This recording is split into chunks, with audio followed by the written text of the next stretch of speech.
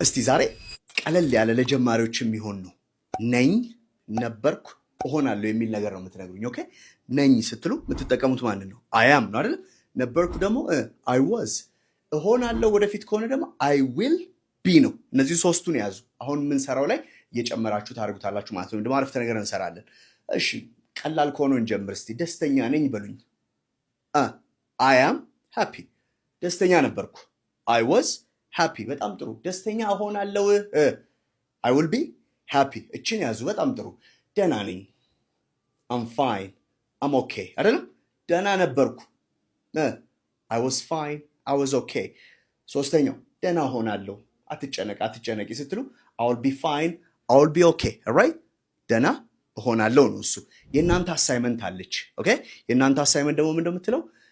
ስራ በዝቶብኛል፣ አሁን ቢዚ የምትለውን ቃል ተጠቀሙ።